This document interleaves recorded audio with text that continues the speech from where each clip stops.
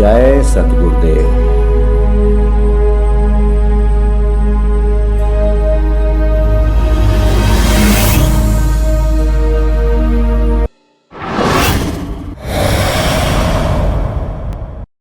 अरे चलो, अब मुंह क्या देख रहे हो, चलो।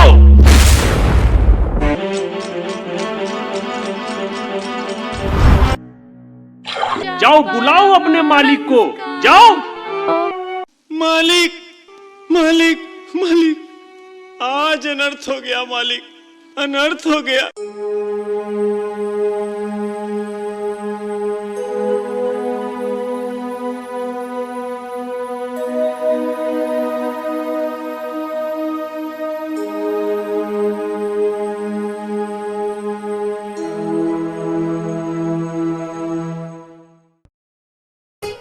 दिनांक 20 जून 1976, ग्राम सोंगर, काझा, जनपद मऊ, उत्तर प्रदेश के फेकू सिंह पहलवान की घटना।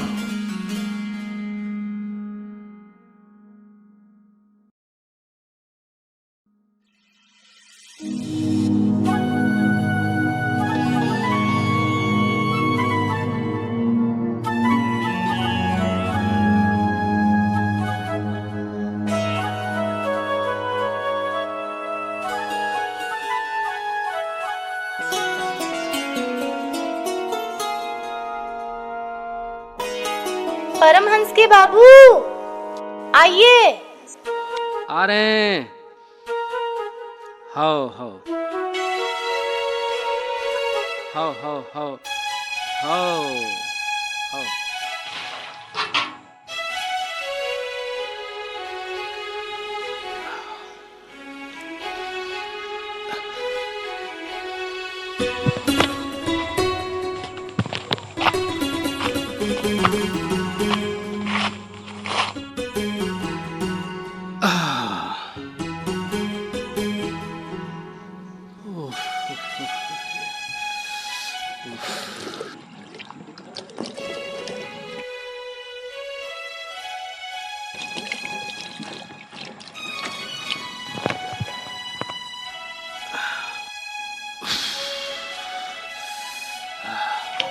अरे परमहंस को भेज दी होती, तुम्हें आने की क्या जरूरत थी?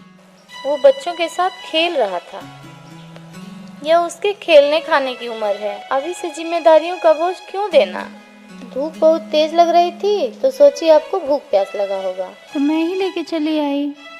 धूप तो इतनी है कि खेत में बिल्कुल नमी ही नहीं बची है। हल बड़े मुश्किल से लग रहे हैं, बेचारे बैल भी थक जा रहे हैं। क्या करें, हम किसानों की किस्मत भी मौसम के अधीन है। मौसम अच्छा हुआ तो ठीक, नहीं तो। मैं तो कहती हूँ कि यमुना मौर्य भैया जी जिस आश्रम पे जाते हैं वहीं आप भी जाया करिए। आखिर इतना यहाँ कमर तोड़ मेहनत करते हैं, फिर भी पेट भर भोजन के लिए हम लोग तरसते रहते हैं। वहाँ जाकर मेहनत करेंगे तो गायों की सेवा होगी और आश्रम की भी सेवा होगी। इससे पुण्य भी मिलेगा और भक्ति भजन भी होगी। खाने के लिए भरपेट भोजन भी तो मिलेगा। तुम ठीक कर रही हो परमहंस की माँ। चलो हम भी अब चलते हैं, बैल भी प्यासे हैं, अब इनसे भी चला नहीं जा रहा है। ठीक।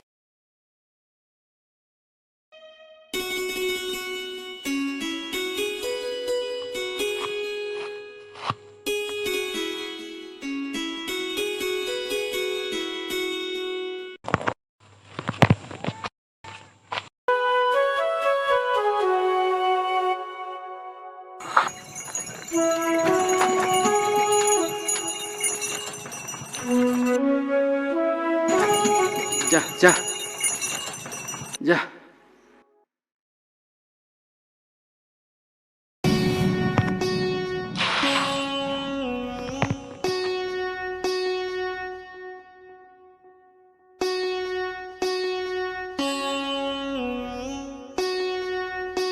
अरे पहलवान भैया, अरे किसमें पानी दे रहे हैं? अरे धूप तो बहुत है भैया आज।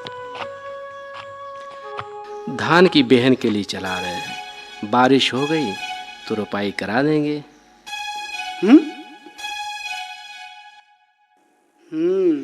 ये सब मालिक की मर्जी है भैया। मैं सोच रहा था कि मैं भी कल से सपरिवार आपके साथ आश्रम पर चलूं, परंतु अरे मालिक के आश्रम पे जाने के लिए किंतु परंतु क्या भैया? वहाँ तो बहुत सारे परिवार आते हैं, इच्छानुसार कार्य करते हैं, सत्संग सुनते हैं, भोजन करते हैं। अरे सच्चा सुख तो ये तो पंडित जी से बताना चाहिए। यहाँ हम कुछ भी कर लें लेकिन शांति नहीं मिलती। असली शांति ये तो जमुना तो मालिक के सानिध्य में भैया। बरकला रहा कल है। से सपरिवार आपके साथ आश्रम पर चलूंगा। अरे बिल्कुल चलिए भैया। अच्छा, जय सतगुरुदेव।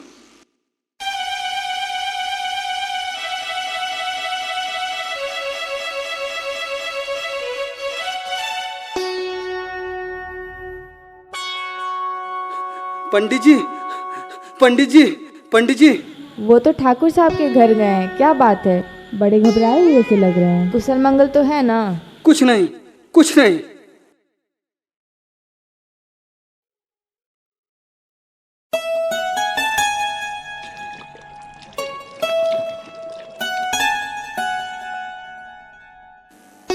सदा सौभाग्यवती भव। जिस घर में विप्र की सेवा होती है, विप्र का सम्मान होता है, उस घर के लोगों का सम्मान पूरा समाज करता है। उस घर में कभी वैभव की कमी नहीं होती। विप्र का धर्म शास्त्र की रक्षा करना और लोगों को शास्त्र संगत कर्मों से अवगत कराना, और क्षत्रिय का धर्म विप्र की रक्षा करना और इन कर्मों का पालन करना। शास्त्रों के अनुसार बताए रास्ते पर। पंडित जी, पंडित जी। वो यमुना मौर्य है ना, गांव के गरीब लोगों को बहला फुसलाकर आश्रम ले जाने की योजना बना रहे हैं और कुछ लोग जाने के लिए तैयार भी हो गए हैं। जमुना की इतनी हिम्मत! मति मारी गई है इन गांव वालों की। ये कोई सामान्य बात नहीं है, कोई बड़ा षड्यंत्र रचा जा रहा है गांव वालों की सुख शांति छीनने के लिए। समय रहते चेता नहीं गया तो इसका भारी दुष्परिणाम होगा। गांव में सुख शांति है ही कहां? तुम चुप रहो। आप ठीक कह रहे हैं पुरोहित जी। गांव वालों के चाल ढाल मुझे भी कुछ ठीक नहीं लग रहे हैं। लगता है उस जमुना का ही कुछ करना पड़ेगा। नहीं, कदापि नहीं। ऐसा करने से गांव वाले विद्रोह पे उतर जाएंगे। पहले हमें चलकर उन्हें समझाना चाहिए। यदि न माने तो उचित समय का इंतजार करना चाहिए। आप ठीक कह रहे हैं पंडित जी। चलिए एक बार चल के उन्हें समझाते हैं। तो चलिए। नहीं, आप नहीं जाएंगे। आप जाएंगे तो सारा मामला ही खराब हो जाएगा। आप रहने दीजिए। आप जाइए और कुलवंत को पत्र लेकर के भेजिए। ठीक है ना? चलिए।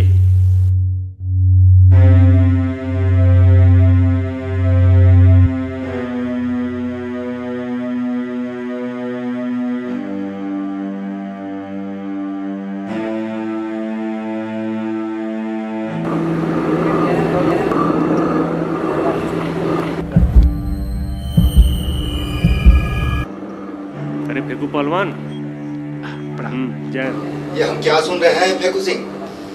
तुम्हारा दिमाग तो ठीक है ना? हम सुन रहे हैं कि तुम आश्रम जा रहे हो, वो भी खाने के लिए। अरे बिरादरी में हमारी नाक कटवाओगे क्या? अरे नाक ही क्यों, मूछ भी कटेगी। अरे क्षत्रिय किसी के आश्रय नहीं रहता, बल्कि दूसरों को आश्रय देता है। कहीं गांव वालों की अनदेखी तुम्हें महंगी न पड़ जाए फिर। तुम्हारी मर्जी। हाँ हाँ, ऐसे ही मरने दे सबको। यहाँ पेट और आंख एक पड़ी है और आप लोगों को गांव बिरादरी की नाक की पड़ी है। अरे बदनामी तो एक दिन होनी ही है। जब सब भूखे मरेंगे। आज गांव जानता है, कल पूरी दुनिया जानेगी। बात तो सही है महाराज। तू चुप रह। पंडित जी, ये ज्ञान की बातें तभी अच्छी लगती हैं जब पेट में अनाज के दाने हो। कौन सी राजपुतानी शान घट जाएगी जो हम आश्रम जाकर मालिक का प्रसाद स्वरूप अन्न ग्रहण कर लें तो? ठाकुर साहब, कोई फायदा नहीं है इन लोगों को समझाने का। चलिए, जब इंसान समस्त मर्यादाओं को पार करके कोई कार्य करने लगता है तब उसे किसी की समझाई बात समझ में नहीं आती जब तक कि उसको ठोकर न लगे। अरे इन्हें ना रोकने में ही अपना सम्मान है। चलिए यहाँ से। चलिए।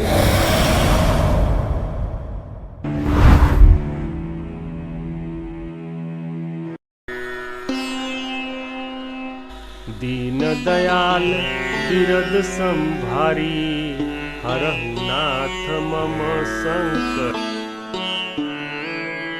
जय प्रभु।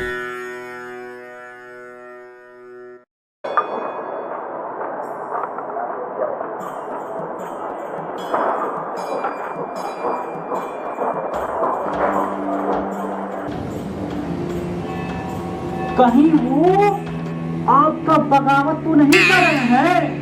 आपकी बातें ठाकुर साहब की बातों की परवाह किए बिना आश्रम पर जाना अच्छा नहीं लग रहा है। आ गए तू जले पे नमक छिड़कने।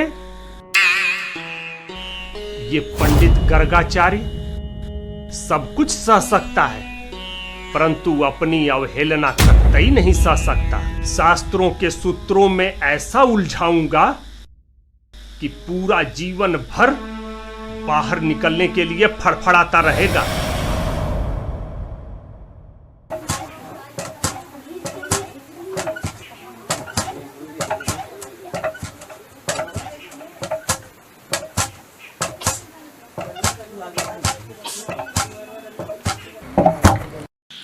ए दीदी, जानती हैं, आश्रम जाने का गुस्सा कोई मेरे गोबरे पे उतार दिया है। पूरा गोबरा तोड़ दिए हैं लोग। खुद तो लोग सुधरते नहीं, दूसरों को सुधारने चले हैं। जिसकी आंखों के सामने भूख प्यास से बिलखते बच्चे हों, वो गांव की मर्यादा ढूंढने नहीं जाएगा। क्या मिलता है खेतों में रोज मर मर के काम करने से? 2 वक्त की रोटी भी तो नसीब नहीं होती। क्या गलत करेंगे वो आश्रम पे जाकर? वहाँ सेवा करके अपना और अपने बच्चों का पेट ही तो भरेंगे। सही कह रही हो बहन। जाने दो, मालिक सब देख रहा है। जो जैसा करेगा उसका फल उसको खुद मिल जाएगा। लेकिन कभी कभी डर लगता है पुरोहित जी के विरुद्ध चलने से। भगवान न करें कहीं कुछ ऊंच नीच हो गया तो जीवन भर पछताना पड़ेगा।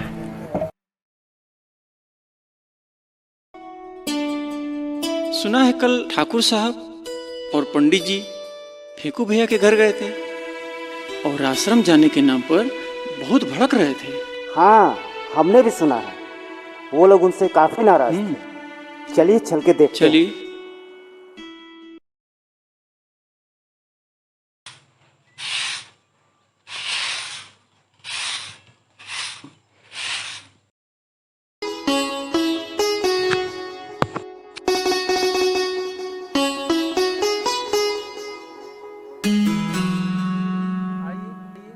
प्रमांस भैया। हाँ संतोष, क्या हुआ? चलो हम लोग गुल्ली डंडा। सब लोग आए हैं? हाँ सब लोग। मोहन आए हैं सब लोग? सब लोग बागीचे में हम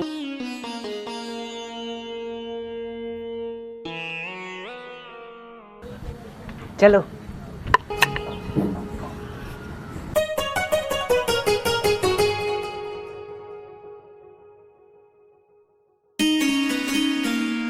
अरे पहलवान भैया, अभी तक तैयार नहीं हुए आश्रम जाने के लिए?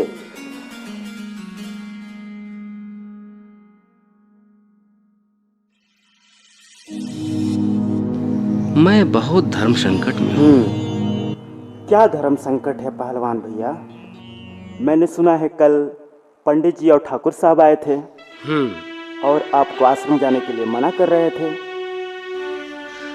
मैं सोच रहा हूँ कि मैं कहीं आश्रम जाकर गलत तो नहीं कर दूंगा। अरे नहीं भैया, गलती जाना नहीं, गलती तो तब होगी जब आप आश्रम जाने का विचार करके किसी संशयवश जाने का विचार त्याग देंगे। मालिक पर भरोसा रखिए, आपका अहित नहीं होगा। भैया बात ये नहीं है, कैसे हम किसी से अन्न मांग कर खाएंगे? ये तो एक तरह से भिक्षा हुई ना। ना, मेरा जमीर इसकी इजाजत नहीं दे रहा है। नहीं भैया, ये कौन कह रहा है कि भिक्षा होगी? आप इसके बदले में वहाँ श्रमदान कर रहे हैं, वहाँ गौशाला है, भैंस भी पाली जाती हैं, सब्जियाँ, फल, खेत में अन्न भी उगाए जाते हैं, और आप वहाँ श्रमदान कर सकते हैं।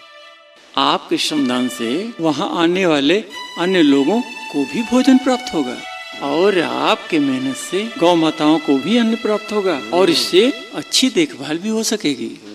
इससे आपको पुण्य मिलेगा और पेट भरने के लिए भोजन भी, और सत्संग सुनने का सौभाग्य भी प्राप्त होगा, और अगले जन्म के लिए पुण्य जुटाने का माध्यम भी। चलिए, समय हो गया है। अरे सुनती हो परमहंस की माँ? अरे कपड़ा लेकर आओ, आश्रम चलना है। अरे परमहंस बेटा, अरे कब तक खेलोगे बेटा? चलो आश्रम चलना है।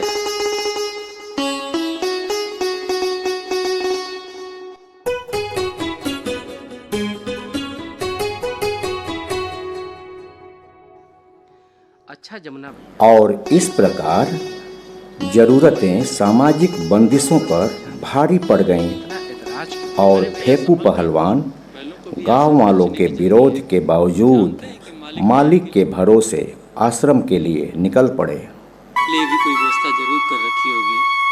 अच्छा, इनको इतना भरोसा है अपने मालिक पर? हाँ भैया, और लीजिए, हम लोग बातों बातों में आश्रम पर भी पहुंच गए।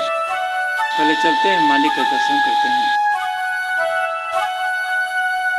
चलिए, आराम से उतरिएगा। आओ आओ आओ। हाँ, चलिए चलिए।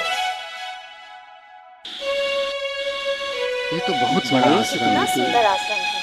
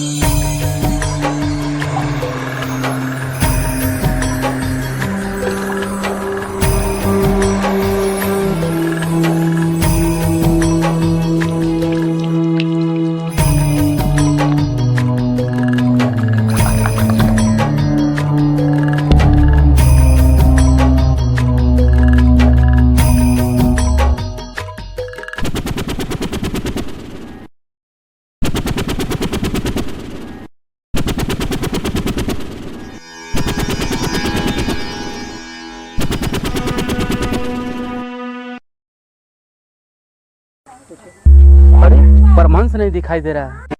वो नहाने गया है, चलिए। अरे कितने देर से स्नान कर रहा है? अरे बच्चों के साथ नहाने गया है, आ जाएगा।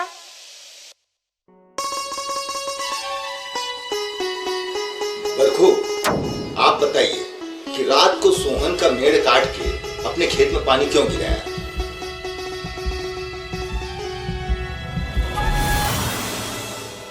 ठाकुर साहब, हमारा खेत नहर से दूर पड़ता है। पिछले सीजन से हमारे खेत में पानी नहीं पहुंचा, जिससे समय रहते सिंचाई न होने के कारण फसल ठीक से नहीं हो पा रहा। इस बार सोचा कि फसल की पहले सिंचाई कर लूं। इसमें हमारी क्या गलती है? क्या अपने खेत के चक्कर में मेरे खेत का सत्यानाश कर दोगे? आपका खेत नहर के पास है, आप तो बाद में भी सिंचाई कर सकते हैं। शांत रहिए आप लोग। आप लोग झगड़िए मत। आप सब लोग अपनी राय दें। कौन सा उचित रास्ता निकले कि सबके खेत तक पानी पहुंच जाए और आपस में झगड़ा लड़ाई ना हो। और मुझे तो ये उचित लगता है कि दूरी के आधार पे प्राथमिकता तय की जाए। जिसका खेत दूर है उसको पहले पानी मिले। जैसे दूर के खेत में बरखू है, खरभान है और फेकू पहलवान है, उनको पहले पानी की आवश्यकता है। मेरी समझ से आवश्यकता के आधार पर प्राथमिकता देना उचित होगा। अब सोहन का खेत नहर के पास तो है, किंतु उसका परिवार बहुत बड़ा है और ये लोग इसी पर निर्भर हैं। अगर नहर का पानी बंद होने से पहले इनके खेत की सिंचाई नहीं होता है तो बेचारे भूखे मरेंगे। जबकि फेकू और यमुना ये लोग केवल इस पर निर्भर नहीं हैं। अगर यहाँ फसल न हो तो ये लोग आश्रम से अपनी आवश्यकता की पूर्ति कर लेंगे। क्यों भाइयों, सही कह रहा हूं ना? ठीक ठीक ठीक है पंडित।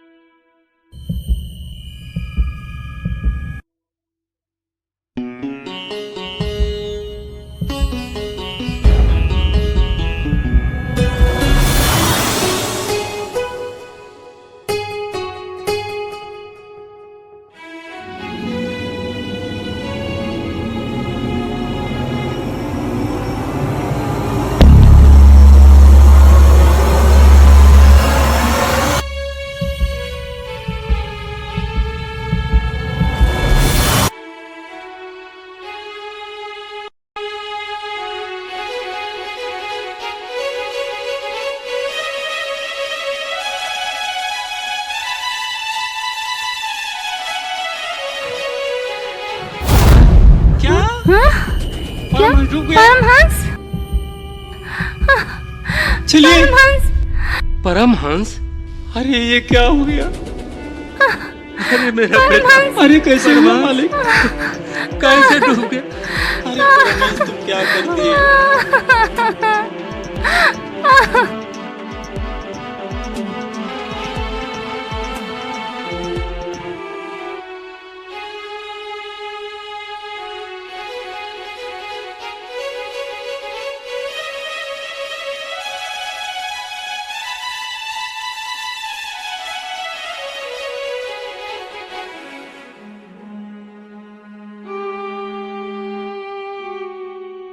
तो ठीक है, अगर आप लोग पंडित जी की राय से सहमत हैं तो कल से एक सूची तैयार कर लेते हैं और आवश्यकता के आधार पर खेतों की सिंचाई की प्राथमिकता दे देते हैं।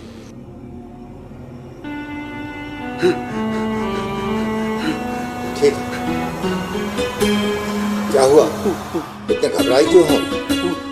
परमहंस, परमहंस। क्या हुआ परमहंस को? वो आश्रम के पोखरे में नहा रहा था, उसी में डूब के मर गया। क्या? कोई कहानी क्या उसके साथ? सब नहा रहे थे लेकिन किसी ने परमहंस की तरफ ध्यान नहीं दिया। अज्ञानता मनुष्य के विनाश का कारण होता है। हमारा धर्म था उन्हें अच्छे बुरे का बोध कराना, सो मैंने किया, परंतु वो नहीं माने। अब उस यमुना की तो खैर नहीं। अरे चलो, अब मुंह क्या देख रहे हो? चलो।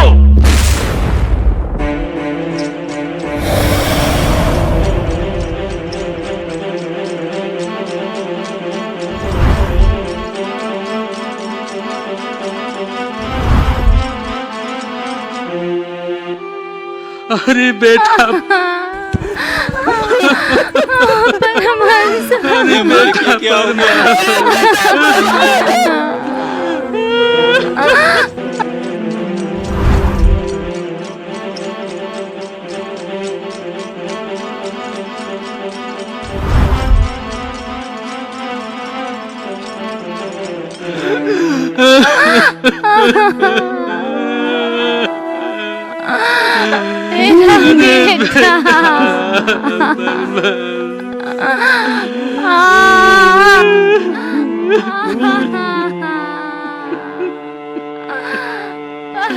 जाको प्रभु दारुण दुख ले, ताकि मति पहिले हर ले।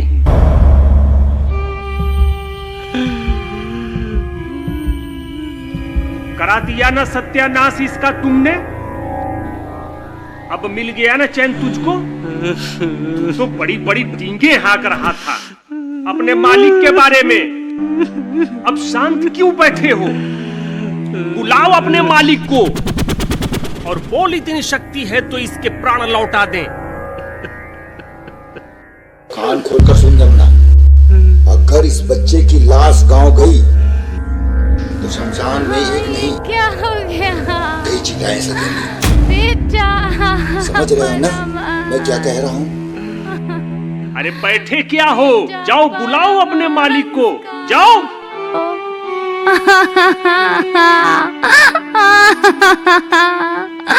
बेटा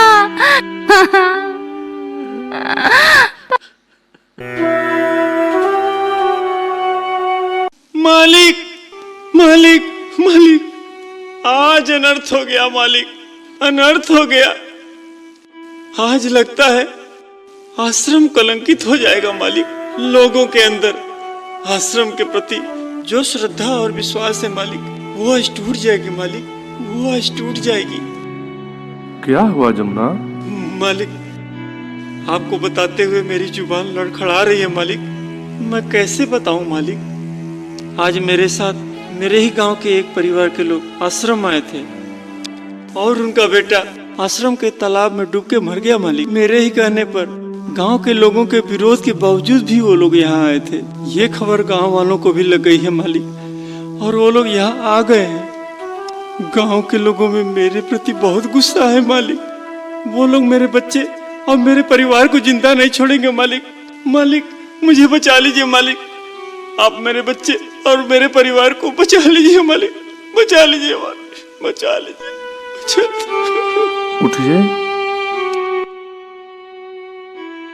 आप जाइए और उन लोगों को वहां से दूर हटने के लिए कह दीजिए। इस समय उन लोगों में गुस्सा इतना है मालिक कि उनके सामने खड़ा होना जैसे किसी विजिटर के सामने खड़ा होने जैसा है। मैं उनसे दूर हटने के लिए कहने का साहस कैसे जुटा पाऊंगा मालिक? एक बार प्रयास करके तो देखिए। अच्छा मालिक। आप जाइए, मैं आ रहा हूँ। ठीक है मालिक।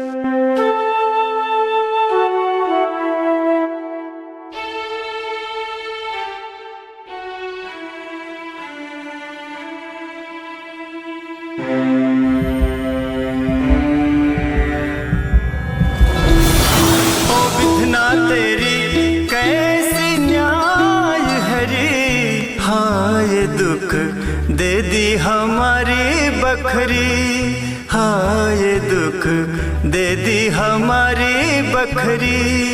ओ विधना तेरी कैसी न्याय हरी, हाँ ये दुख दे दी हमारी बखरी, हाँ ये दुख दे दी हमारी बखरी।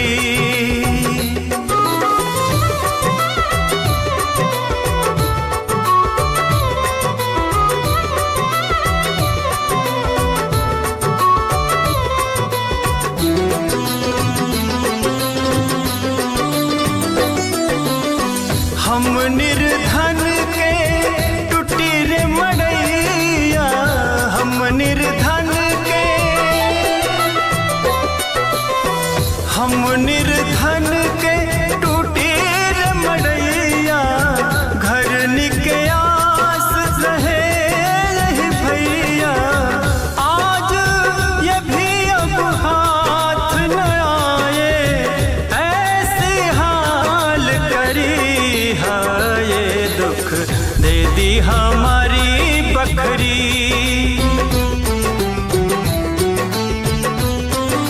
ओ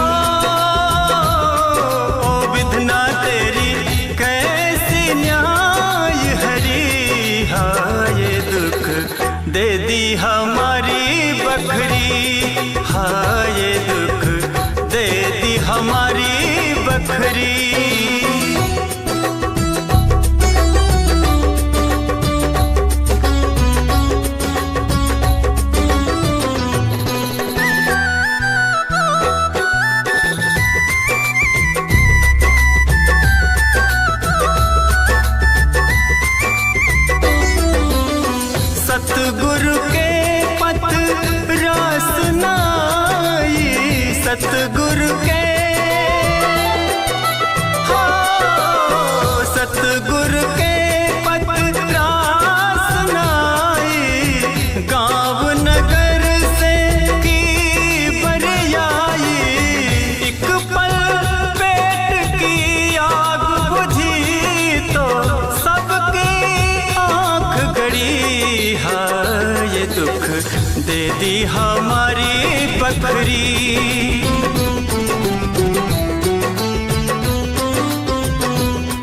ओ विधना तेरी कैसी न्याय हरी हाँ ये दुख दे दी हमारी बकरी हाँ ये दुख दे दी हमारी बकरी।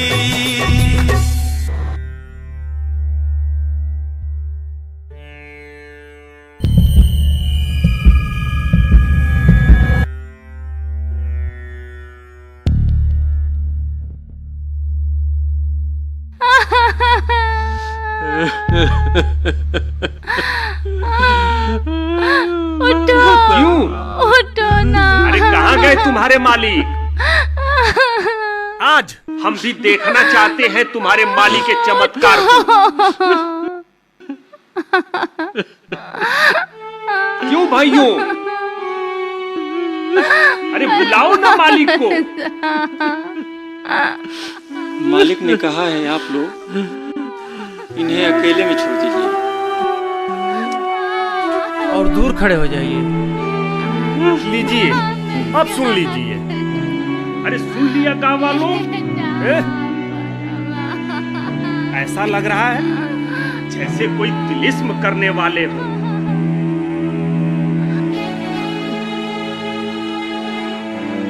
चलो भाई ये भी करके देख लेते हैं।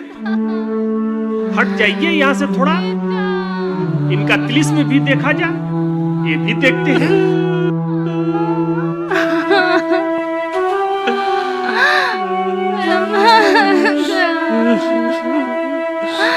देखो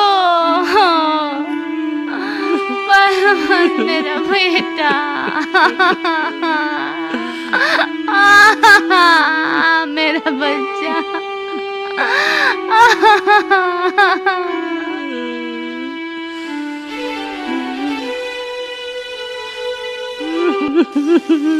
आज कैसी कठिन परीक्षा है, अपने विश्वास को टूटने न दीजिएगा मालिक।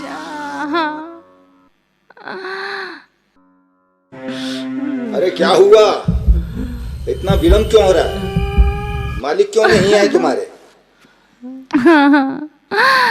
अरे वो आएंगे कैसे, रहेंगे तब ना। वो तो इसके मरने की खबर सुनकर भाग। और जब सबकी नजरें मालिक पर पड़ी तो सब देखते ही रह गए।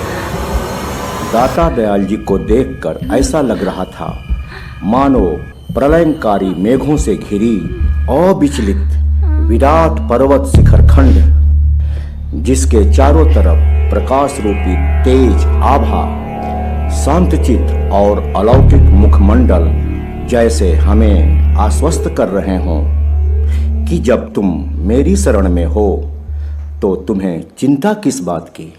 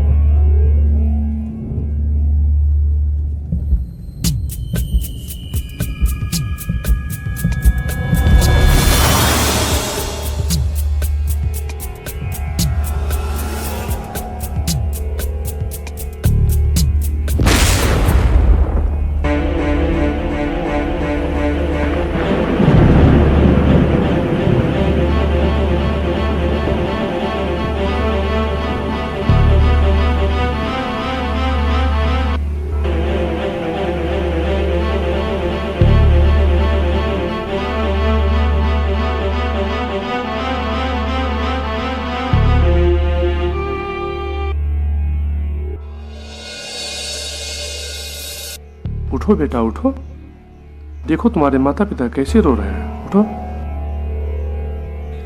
हाँ?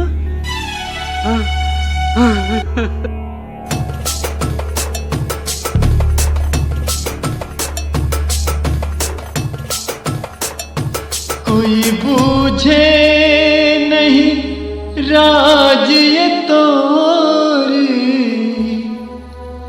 हम पतंग तेरे हाथ है डोरी,